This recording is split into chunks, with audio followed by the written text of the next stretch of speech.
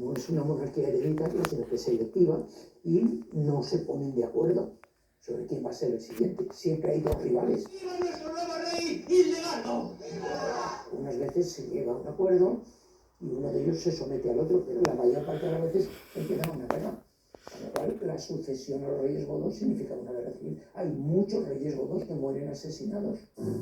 Siglos después, uno de los cerebros del exterminio nazi, el arquitecto del Holocausto, Himmler,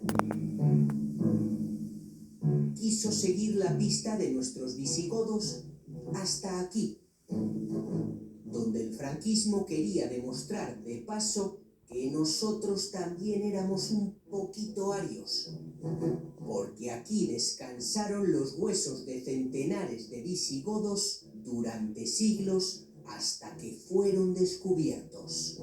Yo durante mi niñez, cuando algunas veces iba con mi padre por el campo y por el Cerro Moro, eso estaba siempre lleno de huesos y decíamos, ¿cómo puede ser esto? Porque comentaban que ahí había sido una de las mayores necrópolis del mundo. Aurelia tiene 83 años. Nació en Castiltierra. Con la Segunda República aquí se produjeron las primeras excavaciones oficiales.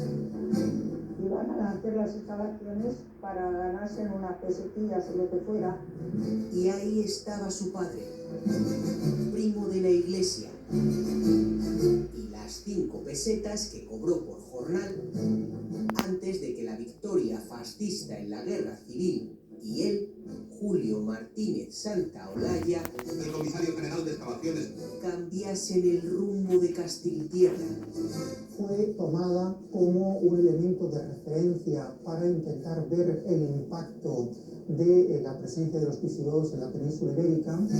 Santaolalla aparece en las fotos de la época junto a Himmler, el líder de las temidas SS. Estaba obsesionado por demostrarle a su amiguete nazi que los españoles, como buenos hijos de visigodos, también éramos arios. Fue la persona que le hizo de traductor y de introductor al patrimonio cultural español en Madrid. Le explicó los principales cuadros del Museo del Prado, donde también estuvo Himmler realizando una visita en las mismas fechas. Esa visita aparece en su apretado programa de actos, en el que también figura justo debajo una visita a las excavaciones visigóticas de Castiltierra, donde todo estaba ya preparado. Incluso se buscó en los pueblos próximos a Castiltierra obreros que pudiesen, que fuesen rubios, que pudiesen responder al arquetipo de lo que sería el alemán o el ario puro. Y entre aquellos españoles con pinta de arios estaba el padre de Aurelia. Mi padre es Don Primo, que destacaba por su altura, volvió entonces a formar parte de las excavaciones en esas tierras por las que hoy pasea su hija.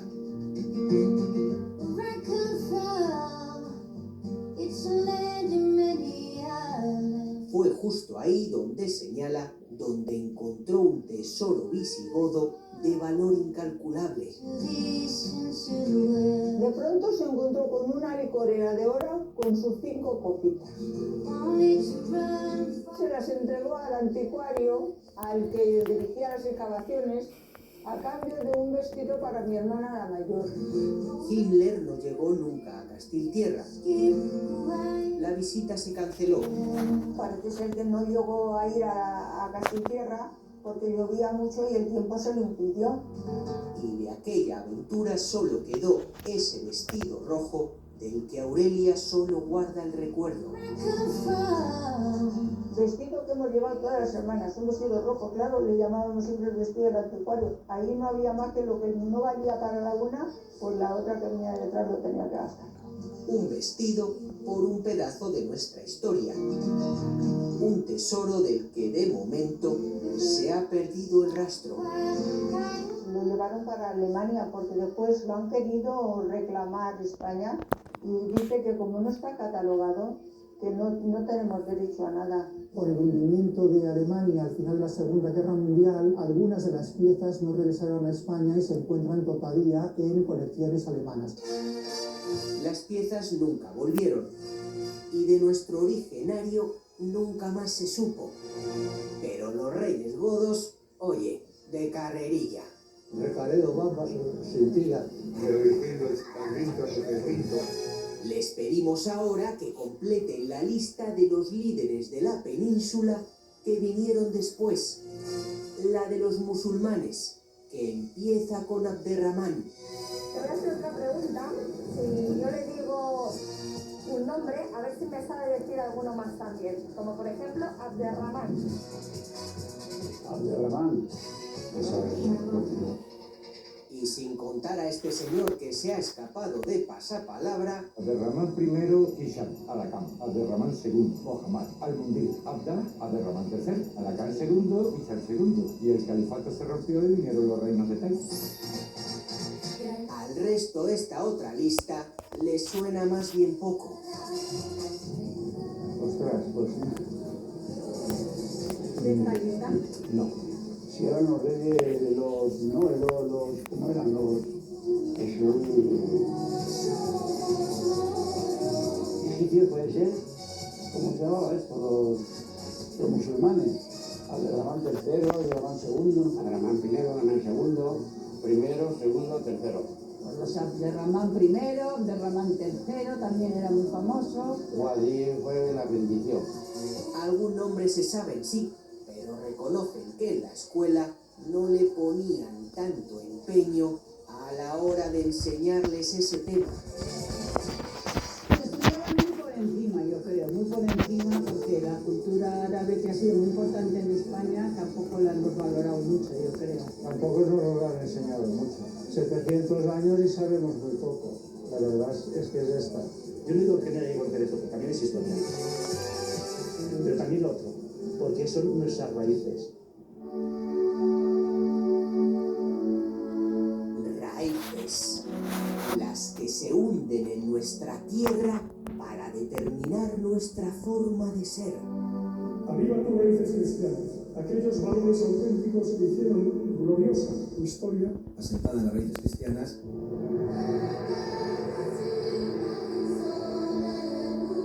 Y en España, con algún crucifijo sobre la cama,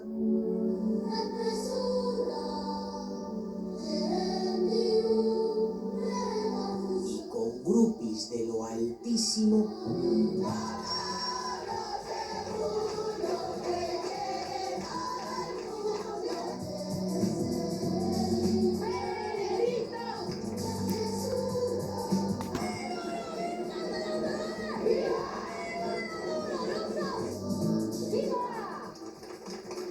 muchos intentan presumir de raíces cristianas hasta en su árbol de Navidad, que es de origen pagano. Porque de esas raíces han nacido nuestras libertades. Si se nos aparece la Virgen y ganamos una Copa del Mundo, se la ofrecemos a quienes suelen levantar otras copas más sagradas. Nuestra sociedad es de raíces cristianas. Porque la gente del fútbol, en su mayoría, somos católicos cristianos. En su mayoría. Lo que está queriendo hacer una determinada derecha es reivindicar que el país tiene que ser católico en todos sus aspectos. Educacionales, médicos, institucionales. Juro cumplir fielmente, juro. Y convencernos de que todos los españoles, desde tiempo inmemorial, nos hemos fraguado en el catolicismo. Un ejemplo es la Constitución Europea. Aznar metió a España entre los países que presionaron para que se introdujeran en el texto las raíces cristianas de la Unión. No se trata de una cuestión religiosa, se trata de una cuestión histórica. Uno de los temas que más ha inspirado lo que es Europa es el cristianismo, no ha sido el islam precisamente. Lo que sería sorprendente es que quisieran que costara el budismo o el islamismo u otra cosa distinta, que eso sí que no parecería razonable. Con la llegada de Zapatero, finalmente España votó lo contrario. Libre de Dios. Y las raíces cristianas no llegaron a la Constitución Europea. Así correspondemos al sacrificio de la cruz, eliminando el significado de las raíces cristianas de la Constitución Europea. Todos tenemos raíces árabes. Todos tenemos raíces musulmanas, cristianas. Si nos pusiéramos a escarbar en nuestros propios árboles genealógicos, descubriríamos que precisamente el ser español probablemente no tenga que ver con la pureza de raza, sino con todo lo contrario, con la fusión. El mito de la pureza es un mito que hace un daño enorme, pero que suele ser esencial para determinadas ideologías nacionalistas. Una España asentada en las raíces cristianas y no en las raíces del multiculturalismo o del islam. Hay tres culturas, la cristiana, la musulmana y la judía, que tienen una presencia importantísima en España, y esas tres culturas coexisten con roces y con problemas, por supuesto. Pero el caso es que una de ellas se acaba imponiendo, expulsa a las otras dos y dice: yo soy la única que soy de verdad de aquí. Y esa es la versión que se impone. No, no somos pura sangre cristiana.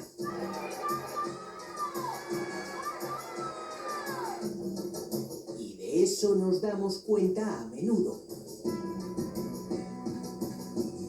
Este mismo año, los dueños de esta cervecería junto a la Giralda de Sevilla decidieron hacer reformas. Las pinturas de las paredes están hechas a modo y manera del Alcázar. Y en sus raíces descubrieron unos baños árabes del siglo XII perfectamente conservados. Tomarse aquí una copa no es como antes, ¿no? Porque con este espectáculo... El imperio musulmán estuvo en España de visitilla rápida. ¿Me puedes echar unos fondos? 8 siglos de nada que nos dejaron maravillas.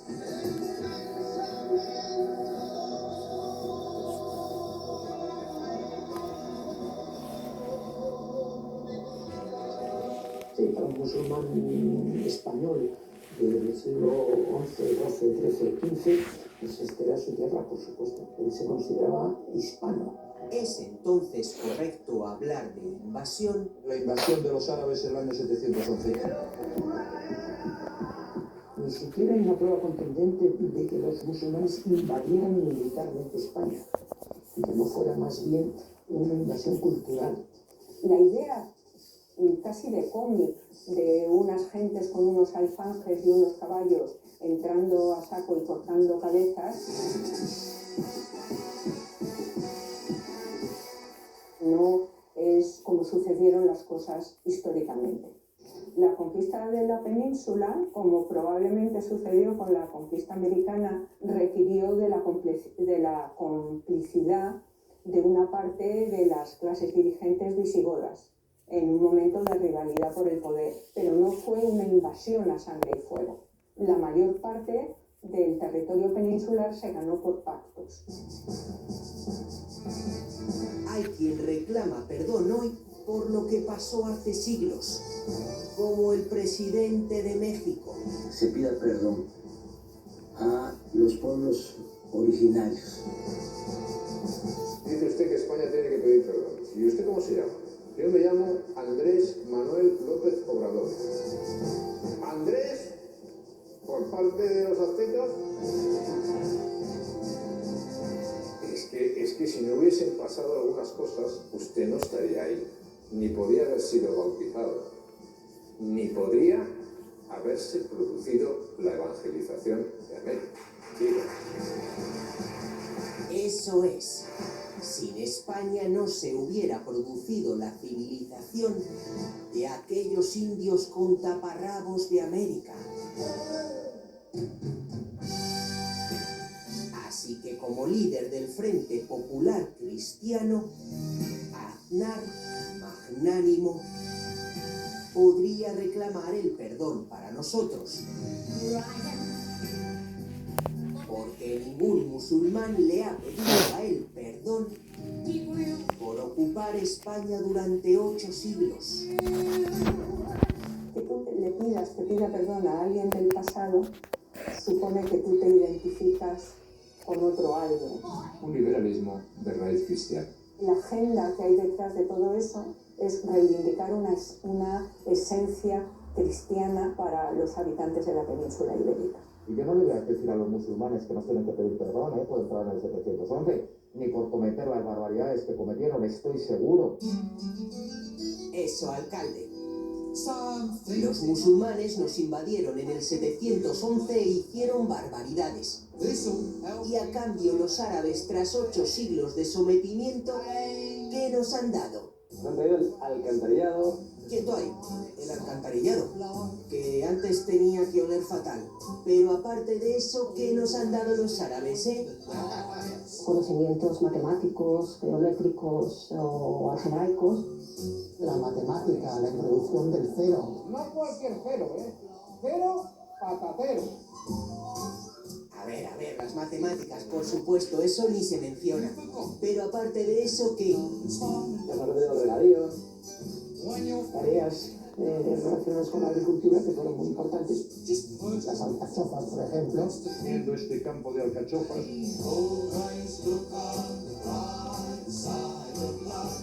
Bueno, a mí realmente me emociona. Las alcachofas están ricas. Pero aparte de eso, ¿qué más trajeron los árabes? El arroz, la introducción de algunos tipos de especies. Es conocido como azafrán de la mancha. Estaba llegando un cuchillo con la vuelta paella. La paella, sí, vaya. Qué mal lo pasaríamos un domingo sin una buena paella para celebrarlo. Pero algo más. De la guitarra española. Procede del laúd por evolución. Hasta aquí. Aparte del alcantarillado, las matemáticas, el regadío, la paella y la guitarra, ¿qué nos han dado los árabes? Introdujeron los hospitales, las bibliotecas en Córdoba tuvieron hasta 700.000 volúmenes. 30 o 40% de nuestro vocabulario. Todas las palabras que empiezan en al son árabes. Una alfombra. Excelente, alcalde. Calvida. Sí, bueno, con el idioma se lo curraron. Pero aparte del alcantarillado, las matemáticas, el regadío, el arroz, la guitarra, las bibliotecas, algunos hospitales y el lenguaje, ¿qué nos han dado los árabes? El turrón. ¿El turrón? Venga, hombre, el turrón se come en Navidad. Los caracteriza frente a otras reposterías de otros lugares europeos, claro. Tú, escucha, eso tiene que ser cristiano.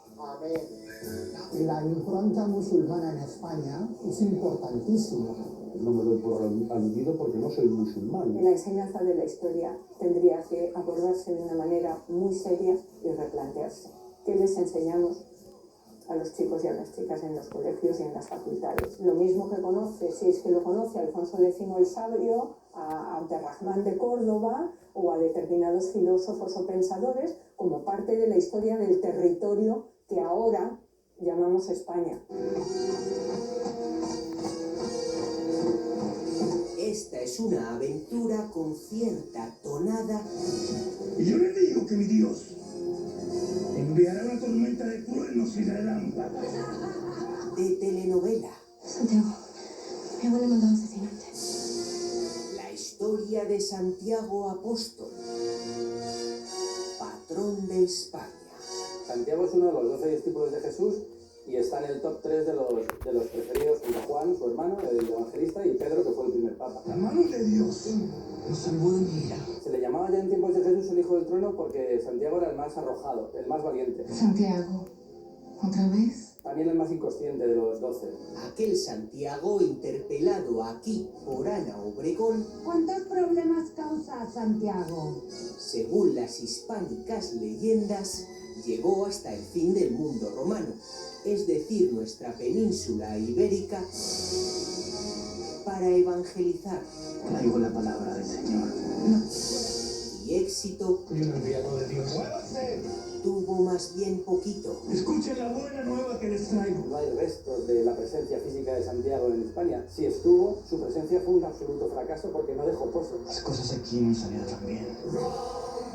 Supuestamente Santiago acabó volviendo a Jerusalén, donde su serial se fue a negro. Es el primer discípulo de Jesús que muere ajusticiado.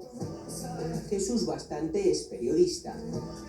Ha investigado a conciencia la historia de un Santiago cuyo tradicional paso por España le genera ciertas dudas. Sobre la presencia física de Santiago en vida en Hispania hay muy poquito. Hay mucha leyenda, hay mucho mito, hay mucha tradición, pero históricamente hablando no se puede decir que Santiago estuviera en Hispania. Si yo tuviera que responder un sí o un no, te diría que Santiago nunca estuvo aquí. Y si nunca estuvo aquí en vida, Jesús Bastante se plantea si pudo llegar alguna vez ya cadáver. Si Santiago realmente vino a España o si Santiago realmente fue enterrado aquí, hubo un silencio absoluto hasta bien entrado el siglo IX. ¿Cómo es posible que en 11 años haya viajado por el Mediterráneo, haya llegado hasta el otro extremo del Mediterráneo, haya predicado el cristianismo al otro extremo del Mediterráneo, volviera a Jerusalén, fuera ejecutado en Jerusalén y esté enterrado en el extremo noroeste de la península ibérica? Es un poquito complicado.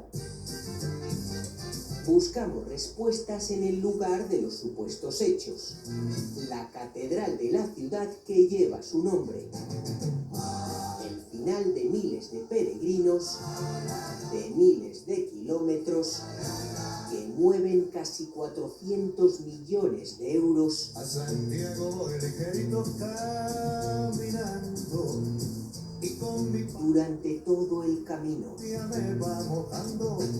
Que los apóstoles solían ser enterrados en los lugares donde habían predicado, que solo sabemos por San Jerónimo, por ejemplo, que insiste en ello. El hombre del alzacuellos es José Fernández, deán de la catedral. Creo en Dios Padre Todopoderoso. Cita a ciertos santos que escribieron sobre el paso de Santiago por Galicia. San Epifanio, San Efrén, el beato de Liébana.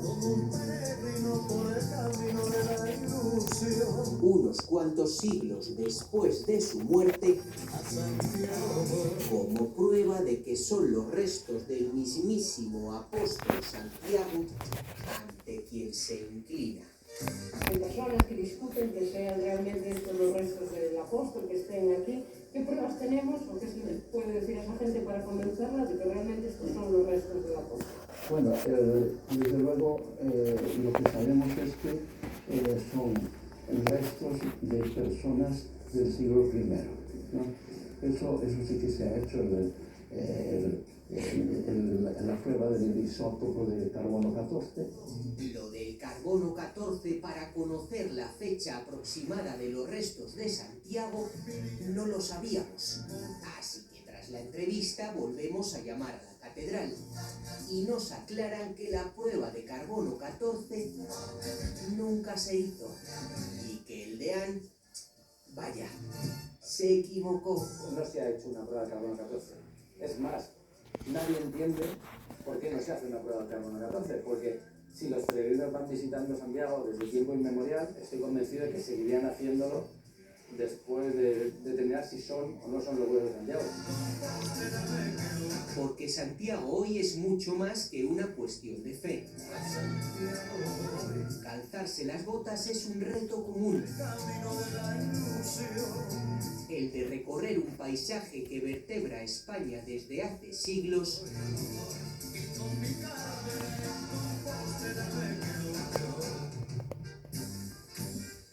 y con una emoción compartida al final que trasciende religiones y fronteras. Porque el camino de Santiago es muchísimo más que llegar a venerar unos huesos, que por otro lado casi nadie baja al sepulcro a mirarlos.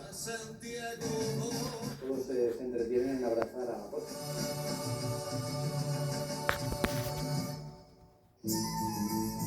Aún así, Santiago ha llegado incluso al mítico cómic español, El Capitán Trueno, un héroe medieval que al atacar siempre gritaba aquello de Santiago y cierra España. Una frase repetida por nuestras tropas hoy, que encuentra su eco en estampas gastronómicas como esta, donde aparece la misma cruz de Santiago que encontramos en el pecho de conquistadores como Pizarro, de maestros como Velázquez, o aquí, en el origen del mito.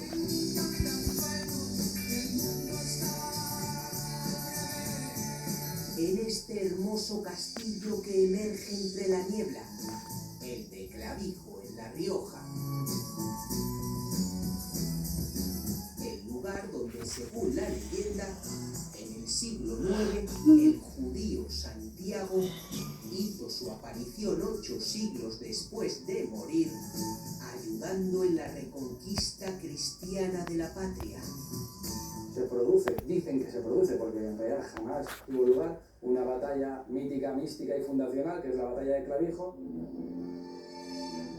Y en esa supuesta batalla, curiosamente, se repetían argumentos recurrentes. Tras estos muros, contendremos con vestir.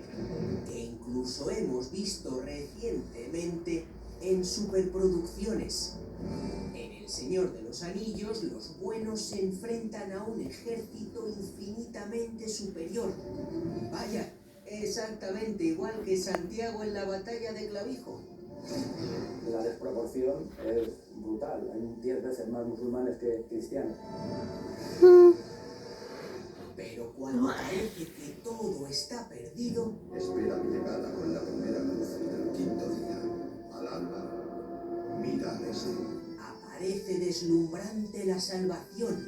El rey Sancho esa noche recibe la visita en sueños del apóstol Santiago, que le dice que él va a presentarse y capitanear la batalla y que gracias a él van a vencer. Y cuando irrumpe, Santiago lo hace a lomos de un blanco corcel. Santiago aparece con un corcel blanco capitaneando los ejércitos de los españoles y consigue la primera gran derrota de las tropas musulmanas. Y a partir de ahí, pues Santiago es el capitán general de los ejércitos de los reinos cristianos en contra de la invasión musulmana.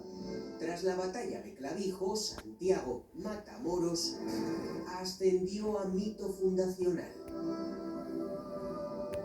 Durante 6 siglos, Santiago se convierte en el gran capitán de los ejércitos cristianos en contra del enemigo musulmán. Casualmente, ese nuevo capitán militar cristiano era un reflejo demasiado fiel del capitán militar musulmán. Se acaba convirtiendo en un héroe militar, protector militar de los españoles, cuando la llamada reconquista adquiere ya un carácter como de cruzada. Y entonces, frente a la idea de Mahoma, que aparecía entre las nubes montado en un caballo blanco apoyando a sus tropas, aparece Santiago entre las nubes en un caballo blanco. Que se ha enfrentado conmigo a múltiples peligros. Un judío que viaja al fin del mundo para proponer un evangelio para todos, casa muy poco en la idea de un tipo nacionalista, ultracatólico y rompedor con todo lo que no es lo que él quiere.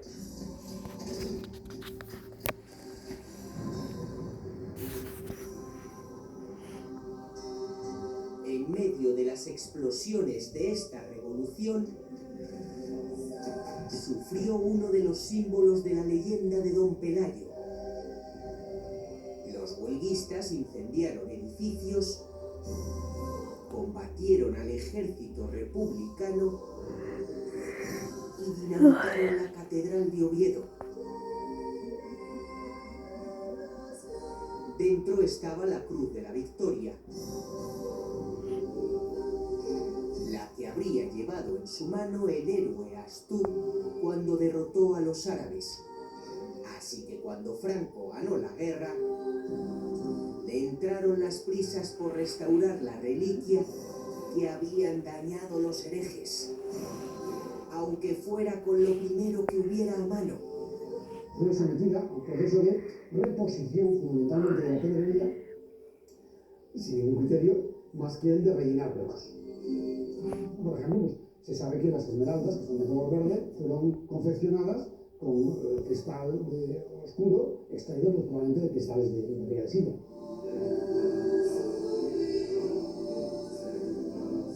Al dictador le dio igual. En 1942 se paseó rodeado de obispos con la flamante reliquia recién restaurada. Los periódicos aseguraban que entró en la Catedral de Oviedo con la misma cruz de la Victoria que Pelayo empuñara. Franco empuñó la cruz y, bajo palio, entró a los acordes del órgano de la Unión Nacional por las naves de la calle de Oviedo. Pero aquella cruz gloriosa escondía un secreto que el dictador desconocía y que no empezó a desvelarse hasta los años 80, cuando un ladrón se coló en la Catedral de Oviedo y desvalijó la Cámara Santa. El botín se recuperó, pero la cruz de la Victoria había quedado hecha unos zorros. Deshizo la pedrería, la dejó tirada en el suelo, deshizo los esmaltes, los dejó tirados en el suelo, los había probablemente, y se llevó las láminas de oro hechas pelotas, doblándolas, en paquetes, y las metió en una bolsa. La destrucción fue completa. Pero el ladrón despreció la madera que había debajo del oro, sin saber que era la que habría blandido don Pelayo en la batalla de Covadonga. Y los restauradores aprovecharon para analizar un trozo. Afortunadamente dejó las armas de madera, pero nos tocó muy interesante. César García de Castro es arqueólogo. Hace 10 años, con los resultados de aquellos análisis, obtuvo la prueba definitiva de que era imposible que la madera de la cruz fuera de la época de don Pelayo. El árbol del que se extrajo la madera con la que se formó el alma de la Cruz de la Victoria no pudo ser talado antes de 1897 ni después de 1817. No existe ninguna posibilidad de que la Cruz de la Victoria haya sido enarbolada por Pelayo. Sabemos que esta noche entre godos y cristianos habrá echado en falta un poquito más de algún que otro mito, querido espectador. Rodrigo Díaz de Vivar. Pero siempre habrá tiempo de ajustar cuentas con los tercios e incluso algún mito regional o nacional más. Para que un mito funcione, la búsqueda de la verdad histórica más bien estorba que ayuda. Seguiremos recorriendo nuestra España legendaria en busca de otros grandes símbolos que, ¿por qué no?, todos podamos compartir. En casi todos los países europeos que conozco hay unos símbolos nacionales consensuados y eso en España no ha sucedido. O sea que un mínimo de símbolos consensuados no estaría mal. Y ahí a lo mejor la izquierda sí ha hecho dejación. No ha sabido muy bien qué hacer con el nacionalismo español. Estas cosas no son historia. Estas cosas son política conmemorativa. Señor Santiago. Y la política conmemorativa tiene unas funciones políticas actuales. Se deben reforzar identidades actuales. De nuevo la España cuyo patronazgo ostentas busca una senda de unidad que la haga fuerte frente a las adversidades. No serviría de mucho que se descubriera por algún investigador riguroso que la batalla de Covadonga no existió o sí existió. No serviría de mucho, el mito sigue su vida propia.